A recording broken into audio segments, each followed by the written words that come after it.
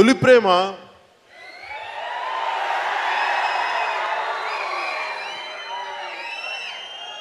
నేను అనుకున్నాను. తొలి ప్రేమ ఎంతసేపు, ఒక వయసులో ఎంతసేపు ఏముంటుంది మనకి, ప్రేమించాలి, అమ్మాయిల చుట్టూ తిరగాలి, వాళ్ళని గుర్తించాలనుకుంటా.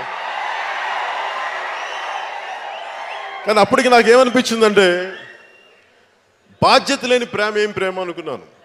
అంటే విస్మరించి, బాధ్యతలు విస్మరించి అమ్మాయిల చుట్టూ తిరిగి లేదా అమ్మాయిల అబ్బాయిల చుట్టూ తిరిగి బాధ్యతల్ని మర్చిపోతే మరి మనం తల్లిదండ్రులకి ఏం చేసినట్టు అనే ఆలోచన నాకు కలిగినప్పుడు తొలి ప్రేమ స్క్రిప్ట్ ఎవరో ఒకరు తీసుకొచ్చారు, నా కరుణాకరన్ అనే వ్యక్తి. సో అలా నా ప్రతి సినిమా నాలో కదిలే భావాలకి ఏదో ఒక రూపంలో, సినిమా రూపంలో బయటకు వచ్చాయి. అలా ఒక్కొక్క సినిమా చేసుకుంటూ బద్రి అనే సినిమా, తమ్ముడు అనే సినిమా, తొలి ప్రేమ తర్వాత నాకు నిజంగా నేను కష్టపడింది తమ్ముడు అనే సినిమాకి. ఒక సూపర్ డూపర్ హిట్ సినిమా వచ్చిన తర్వాత దానికి ఫాలో అప్ సక్సెస్ రావడం చాలా కష్టం, జరగదు. నేను నా ప్రాణాలను పణంగా పెట్టేశాను, ఉంటే ఉంటాం పోతే పోతామని చెప్పేసి. ఎప్పుడో నేర్చుకున్న మార్షల్ ఆర్ట్స్ మళ్ళీ ఇంకోసారి చేయాల్సి వచ్చింది. ఈ రోజుకి ఆ రోజు కార్ల కింద చేసి నా పర్మనెంట్గా నాకు ఇది వంగిపోయింది. ఆ రోజు చేసింది ఇప్పటికి రాత్రులు ఇట్లా చేతులు తిరిగిపోతూ ఉంటాయి. ఒక పిచ్చి ఉన్మాదంతో చేశాను, ఇష్టంతో. అంటే నన్ను ఇంత అభిమానిస్తాను, ఇంకా నేను ఏమి ఇవ్వాలని. అన్నిటికంటే నేనేం నమ్ముతానంటే మొదటి నుంచి మన భవిష్యత్తుని నిర్ణయించుకునేది మనమే. అది ఒక యువతలో ఉన్న శక్తి, యువకుల్లో ఉన్న శక్తి, మహిళా యువతలో ఉన్న శక్తి, ప్రతి యువతి యువకుల్లో ఉన్న శక్తి.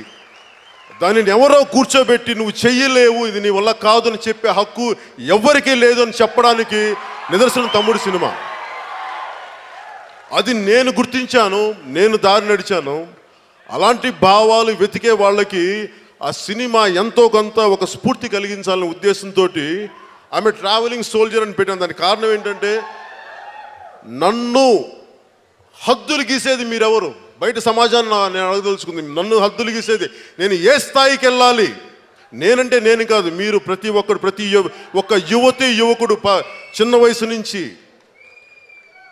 మన భవిష్యత్తును రాయగలిగేది పక్క సమాజం, పక్కనోడు కాదు, మనం.